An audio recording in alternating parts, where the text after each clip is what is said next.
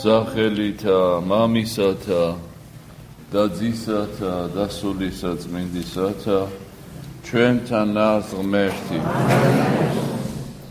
თითოეული ჩვენთაგანი შევიკრიბეთ უზენაესი ღმერთის ტაძარში ცოცხალი ღმერთის წინაშე რათა მის მადლმა დაგვჩრდილოს და გვაკურთხოს გაგვწმინდოს რათა ერთი ნაბიჯით მაინც მივუახლოვდეთ უფალსა ღმერთსა ჩვენსა გული ისე გაიხსნას ადამიანისა რომ დაუტევნელი ღმერთი დაიტიოს ღმერთი შეიწყნაროს მაგრამ ადამიანი ხშირად საკუთარ გულში თავის სისხლის მიერ ნათესავებსაც ვერ იტევს დაძმებსაც ვერ იტევს მშობლებს ვერ იტევს ადამიანს ვერ იტევს ღმერთს როგორ დაიტევს ადამიანს ღმერთს რომელსაც ვერ ხედავ როგორ შეიყვარებ თუ ადამიანი არ გიყვარს რომელსაც ყოველდღე ხედავ აი ამაში არის საქმე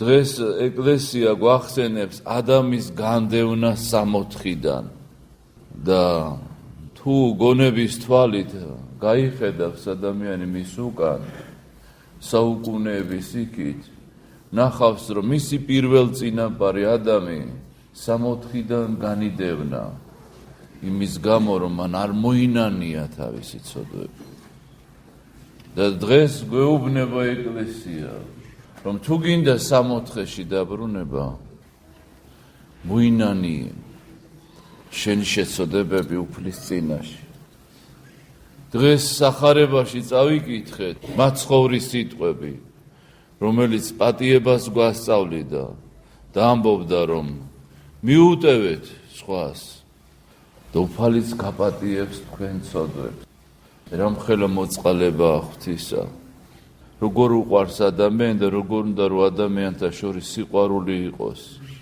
და ეუბნება რომ მიუტევეთ ცოდვები და მეც მოგიტევებ შენ ცოდვებს მაგრამ იმიტომ კი არა მოგვიტევებს უფალი რომ სხვას მიუტევებთ მარტო ეს არა უფალი კი არ ითვლის ვინ რა მიუტევა და ვის რამდენი ცოდვა აქვს ეს უფალს არ აინტერესებს თავარი ის არის რომ თუ შენ მიტევება არ შეგიძლია ესე იგი შენ სიყვარული არ შეგიძლია და ღმერთი კი სიყვარულია ესე იგი შენ ეშმაკს ემორჩილები შენი გული გასასტიკებულია იწყნარება აზრებს რომელიც სულს აღაშფოთებს აუმეხსიერება აქვს ადამიანს ზულს ადამიანი ესე იგი ღმერთიც ზულს როდესაც ადამიანს არ პატიებს სხვა ადამიანი მათ შორის ბოროტება დგას როდესაც პატიებს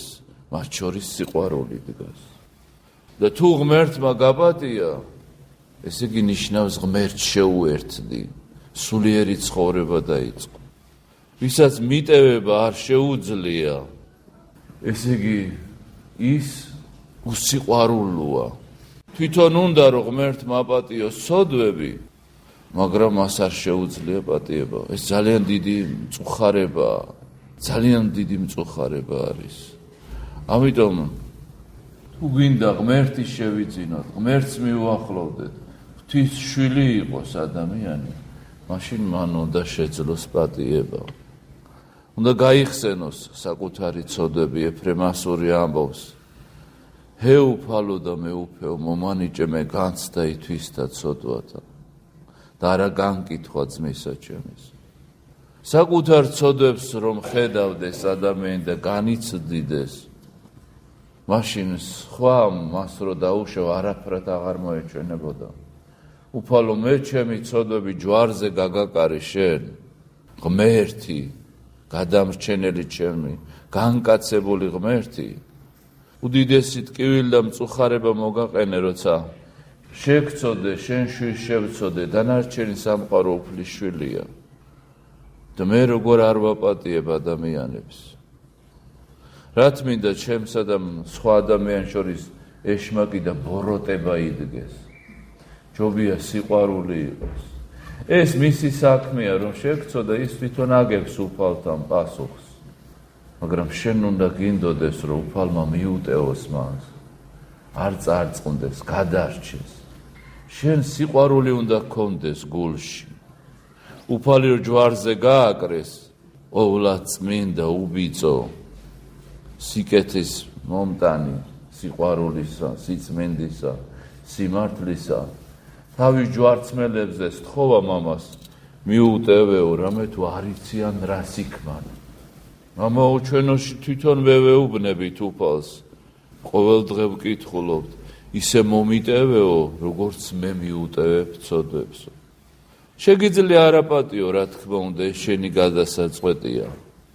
მაგრამ ჯოჯოხეთი მიახლება ადამიანს და 64 განშორდება. ჯოჯოხეთში ვინც არის და 64-ში ეს თვითონ გადაწყვიტეს მათ. 64-ში ყოფილიყვნენ თუ ჯოჯოხეთში, ღმერთმა თავისუფალი ნება მისცა მათ.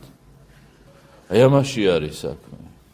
ადამმა რო შესწოდა, სხვას დააბრალა, უფალმა გამოაძევა 64-დან.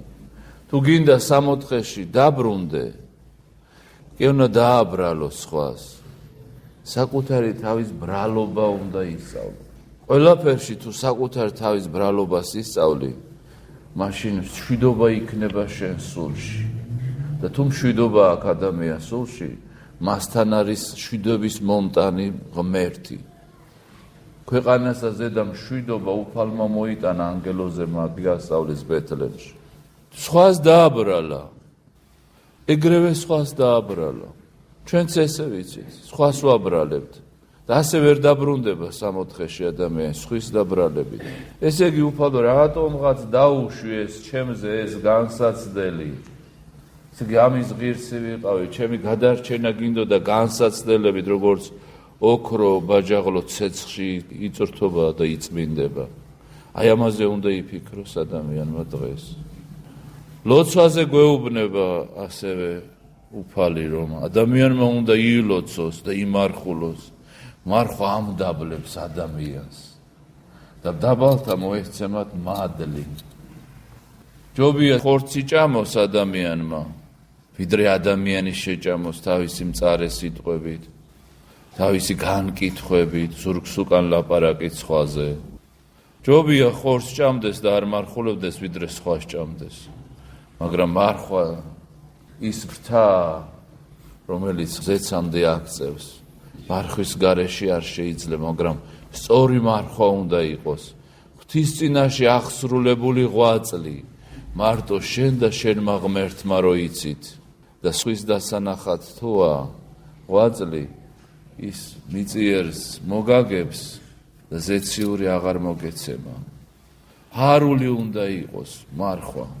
ეხლა სამყარო მარხულობს, ეს რა თქმა უნდა ყველა მისის რომ მარხულობთ, მაგრამ სულიერი გმირობები თუ აქვს ადამიანს, თუ რაღაცას განსაკუთრებულ ღვაწლს იტვირთავს ამ მარხვაში მოძღვრის ლოცვა კურთხევით, მას მეტი მადლი მიეცემა, მეტი წყალობა მიეცემა.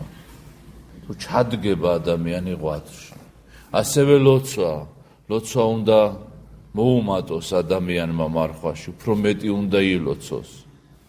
როცა ბავშვი იბადება, რძით ყვებაო და მერე რო იზრდება, უფრო და უფრო მეტ საკვებს უმატებენ, იმიტომ რომ ბავშვის მოთხოვნილება არის, მის ზრდა სჭირდება. თუ ადამიანი სულიერად იზრდება, მას მეტი ლოცვის სურვილი აქვს. თუ ლოცვა ეზარება და აღარ უნდა, ეს ნიშნავს სულიერად ვერ იზრდება. სტატიკა არ არსებობს ქრისტიანობაში, ან ზევით მიდის, ან ქვევით მიდის. ერთ მდგომარეობაში არ იყინება ადამიანი. ან უკან მიდის და უსრულოდ ან ზევით და ზევით. აი, მამები ამბობენ, როცა გცივაო, ეტყვი შენ თავს, დაღლილი ვარ და არ გავთბებიო, დაღლილი ვარ და არ შევჭამ საჭმელსო. არა, რა თქმა უნდა, ესე არ ამბობთო. და რამდენჯერ ლოცვა არ წაიკითხეთ იმ მიზეზით, რომ დაღლილი ვარ და ეხლა არ წავიკითხავ. რამდენჯერ ლოცვას უარი უთხრა ადამიანმა.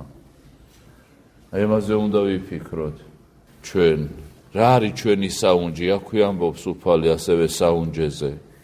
ნუ იუნჯებთო იქ, სადაცო არავი არის, ჩირჩილი არის, ქურდია, მატლია დაუძინებელი, ჟანგი შესჭამს.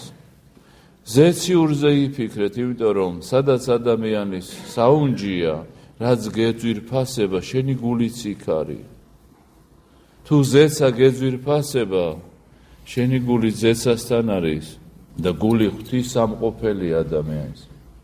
თუ ადამიანს ეძვირფასება სიბილწე და ამქვეყნიური ამაობანი, მისი გულიც იქ არის და მის გულში ეშმაკია გამეფებული და არა ღმერთი. რას ვიუნჯებ, რას ვაგროვებ, სად არის ჩემი გული, რა მახარებს და რა მაბედნიერებს, ღმერთი თუ მიწა, მიწის ფერი მადევს თუ ზეცის ფერი მადევს. დღეს მარხვა და რა ხდება ამ დროს? ადამიანი ენას შეიკრძალავს, თვალს შეიკრძალავს, ურს შეიკრძალავს, მუცელს შეიკრძალავს. ესე იგი, ღვაწში დგება. ისეთი აღარა, როგორც გუშინ იყო, რაღაცა შეცვალა. და როცა ცხოვრება ცვლის ადამიანი, მაშინ იწყება სულიერი ფერის ცვალება და ღმერთი მიახლება ამ ადამიანს. ისე არ ხდება, თუ არაფერს ცვლი გარეგნულად, შინაგანიც არ შეიცვლება. და პირიქით, ერთმანეთზეა დამოკიდებული. და დაუბრუნდები ისე იმას, რომ დღეს მიტევების კვირა არის. და ჩვენ გვევალება, რომ აპატიოთ სხვებს სახარებაში, ამოვიკითხეთ უფლის სიტყვები. უფალი ამბობდა, თუ აპატიებ, გეპატიებ. აი, ჩვენზე მოვისმინეთ, რომ ზურგს უკან ცუდი თქვეს, დაგვწინეს, შეურაცხყოფა მოგვაყენეს, დაგვწყევლეს, ჩვენ შევძელით, რომ მეორე ლოყა მიგვეშვირა, ანუ მან კი ცუდი თქვა, მაგრამ მე მაინც ვაპატიე. ჩემ ქრისტეს მიუბაძე, რომელმან ჯვარცმელებს აპატია, ჩემ ღმერთს, კი არ გადაუსვი ხაზი და გავაგდე ჩემი ცხოვრებიდან. მოწყალეთ მოექეცი მათ სისუსტეებს და ვაპატიე. ვის შეუძლია ეს? ვისაც ეს შეუძლია. ქრისტეს ცნება აღასრულა. ის ღმერთს გაყვა. მაშინ სულიერი ცხოვრება დაიწყო. ესეთი განსხვავებული ადამიანი გახდა. ასეთებისთვისაა სასუფეველი. და თუ დანარჩენ სამყაროს მიემსგავს, რომელიც თუ გვაწყენებს, აქეთ აწყენინებს. თუ ბოროტება გაუკეთე, აქეთ ბოროტებას გაუკეთებს. თუ შეურაცხო, ისიც შეურაცხყოფს. მაშინ ჯოჯოხეთის გზაზე დგას. ესეთები მიდიან ჯოჯოხეთში, სამწუხაროდ. და შეერთი ცხოვრებით უნდა ცხოვრდეს ქრისტიანი. ეხლა სამართლიანად რო არის, იმას მოითმენ, მაგრამ უსამართლოდ არის და უსამართლობას რომ მოითმენ, ამიტომ მიიღებ გვირგვინს უფლისაგან. ამიტომ მიახლები უფალს. ამიტომ შეგიყვარებს უფალი. აბა ვის შეუძლია რომ აი რამდენი გაუკეთა ბოროტე, ამან სიკეთით უპასუხოს ადამიანი. ვის შეუძლია ეს? მარტო ცოტას და რო კითხეს უფალს, ვინ გადარჩებაო? მხოლოდ მცირედი გადარჩებაო. იმ მცირედში ყოფილიყავით. და მიტევება, მონანიება შეგვეძლოს. ლოცვა და მარხვა არის საჭირო და საუნჯეთ სხვა რამე უნდა აირჩიოს ადამიანმა. ზეცა უნდა აირჩიოს. ღმერთი უნდა იყოს მისი ბედნიერება და სიხარული. და ღმერთის უნდა იცნობდე. ადამიანს რომ კარგად იცნობდა, ის კეთილთვისებებს ხედავ, ახლობელი და ძვირფასი ხდება, გიყვარდება და მეგობრობს უმასთან გინდა ყოფილი. როცა ღმერთის დიდ სიკეთეს დაინახავს ადამიანი და გულს გაუხსნის, მისი გული მიემსჭვალება ღმერთს. აი ეს უნდა გააკეთოს ადამიანმა. და ეკლესიაში ძველი ტრადიცია, ერთმანეთს შენდობას თხოვთ და შეუდგებით ღვაწლს. ოღონდ განსხვავებულად უნდა იცხოვროს ადამიანმა, განსხვავებულად. ისე არა აქამდე რო ცხოვრობდით. მართლა უნდა ვაპატიოთ, ამით დავამთავრებ. პეტრეს აპატია, რომ სამჯერ უარყო თავისი უფალი. მეძავს აპატია, მაგრამ ფარისეველს არ აპატია. ყალბსა და მატყუარას არ აპატია. გარეგნულად წმინდა და მოღვაწეს არ აპატია. ჩვენ გარეგნულად და ფარისეულად კი არ ნავაპატიოთ. გულით ამხილავი ღმერთი ხედავს, მართლა ვაპატიეთ თუ არა გულში. განთავისუფლდა თუ არა ჩვენი გული წყენისაგან. აი თუ ნამდვილად განთავისუფლდა და ფარისევლურად არ ვაპატიეთ. მაშინ უფალი ჩვენც ვაპატიებს, თორემ ვიმეორე პეტრეს და მეძავს და სხვათა აპატია, ფარისევლებს არ აპატია. მოჩვენებითად რომ პატიობენ, ესეთებს არ ეპატიება. შეგახსენებთ, რომ ეს კვირა განსაკუთრებული კვირაა. ამ დროს იკითხება ორშაბათს, სამშაბათს, ოთხშაბათს, ხუთშაბათს ანდრია კრიტელის სინანულის კანონები. და მრევლის წევრები ცდილობენ რომ ამ დროს იყვნენ ტაძარში და ერთობლივად შეღაღადონ ღმერთს, რომ უფალმან ანდრია კრიტელისეულის სინანული მოგწეს და ჩვენი ცოდვები გვაპატიოს. და დილით 10 საათზე იქნება მსახურება, ჟამნები, სერობა და მწუხრი და ოთხშაბათს იქნება პირველ შეწირულის ლიტურგია და თან ემთხვევა ჩვენი ტაძრის დღესწაული. ამიტომ მსახურებაში ჩაემატება ლიტურგიის დროს სახარებას და სამოციქულოც, იმიტომ რომ ჩვენი ტაძრის დღე არის. მოკლედ დიდი სულიერი ასპარეზი ელოდება წინ ადამიანს. დიდი მოღვაწეობა ელოდება და შევეცადოთ რომ ეს კვირა გავატაროთ უფლის სიახლოვეს ტაძარში. პარასკევს იქნება ლოცვები და შაბათს წირვა და იცით რომ ამ დროს თეოდორე ტირონის სცენება და იკურთხება წანდილი. ყველა ოჯახში იხარშება წანდილი და მერე იკურთხება, შეზავდება ის თაფლით და ესე იგი მერე იკურთხება და წაიკითხება კურთხევის ლოცვები და მადლი გადმოდის ამ დროს უფლისა და ღვთისა ჩვენისა. და ეს ტრადიცია ძალიან ძველია, საუკუნეებს ითვლის, რაც ამ ტრადიციას ეკლესია აღასრულებს დღეიდან დღემდე და ვიდრე მეორედ მოსვლამდე. კიდევ ერთხელ გაგახსენებთ, რომ სულის გაზაფხული იწყება. ადამიანი ამ მარხვაში ღმერთს უნდა მიუახლოვდეს და გაიხაროს. და როგორ მიუახლოვდება თუ ღმერთსა და ადამიანს შორის ცოდვა იდგება. ეს ცოდვა რომ მიეტევოს ადამიანს, მაშინ ადამიანმა სხვას უნდა მიუტევოს. ჩვენ სამების სახელით ვინათლებით, ჯვრის სახით მოჰკვეცენ თმას ადამიანს და ამით ადამიანი ღვთისშვილი, ღვთისმონა, ღვთისმსახური ხდება. მაგრამ პირიქით არ იხომე ადამიანი, ეშმაკის მსახური ხდება თავისი ცხოვრებით.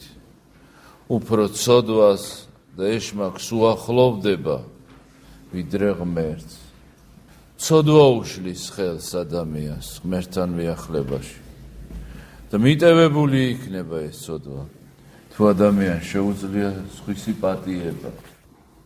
ერთმა ბერმა გაიგო, რომ მის ძმა მისი სიტყვის გამო ნაწყენი იყო, მთელი დღე იარა უდაბნოში, იპოვა ეს ძმა და დაუჩოქა და შენდობას თხოვა. და ამის ძმამ უთხრა, რომ მიიღე მოტევება ღმერთმა გაპატიოს და ჩვენ შორის იქნება მშვიდობა და ეხლა კი შევძლებთ ნამდვილ ლოცვას. ლოცვას ვერ შეძლებს ადამიანი, თუ მის გულში არ არის პატიება, თუ წყენით არის სავსე. თუ სხვის ცოდვებს ხედავს ადამიანი და ესე იგი ნიშნავს, რომ საკუთარს ვერ ხედავს.